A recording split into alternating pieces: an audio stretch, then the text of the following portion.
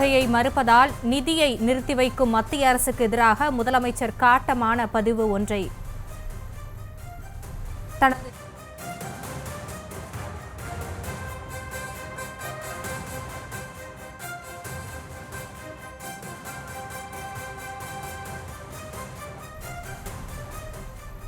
மத்திய அரசு நிதி மறுப்பு குறித்து முதலமைச்சர் மு.க.ஸ்டாலின் எக்ஸ் தளத்தில் பதிவிட்டிருக்கிறார். இலக்குகளை நிறைவேற்றாதவர்களுக்கு நிதியை வாரி மத்திய அரசு வழங்குவதாக அவர் அதில் குறிப்பிட்டிருக்கிறார்.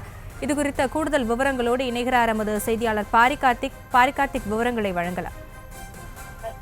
வணக்கம். தேசிய கல்விக் கொள்கையை மறுக்கும் மாநிலங்களுக்கு நிதியை மறுப்பது, அதே நேரத்தில் இலக்குகளை நிறைவேற்றாதவர்களுக்கு தாராளமாக வெகுமதி அளிப்பது என்று தமிழ்நாடு முதலமைச்சர் திரு மு.க.ஸ்டாலின் அவர்கள் தனது எக்ஸ் பக்கத்தில் தெரிவித்திருக்கிறார்.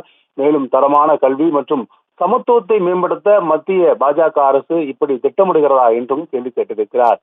அதை முடிவு செய்ய நம் தேசம் மற்றும் நம் மக்களிடமே இதை விட்டுவிடுகிறேன் என்றும் முதலமைச்சர் அவர்கள் காட்டமாக தெரிவித்திருக்கிறார். குறிப்பாக தேசிய கல்விக் கொள்கையை ஏற்காத மாநிலங்களுக்கு நிதியை குறைத்து கொடுப்பதும் மற்றும் நிதி கொடுப்பதை நிறுத்தி வைப்பதும் சரியாகுமா என்றும் கேள்வி கேட்டிருக்கிறார்.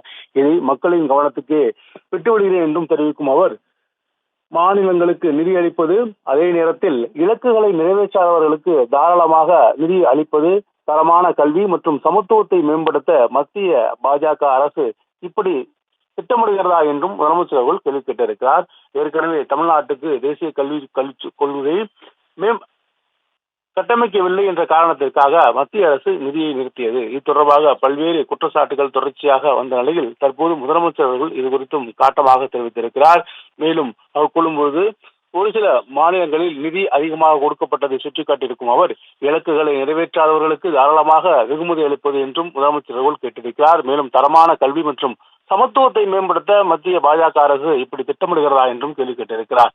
தொடர்ச்சியாக இதை மக்களுடைய முடிவுக்கே விட்டுவிடுகிறேன் என்றும் தற்போது தமிழ்நாடு முதலமைச்சர் தனது எக்ஸ் பக்கத்தில் தெரிவித்திருக்கிறார்.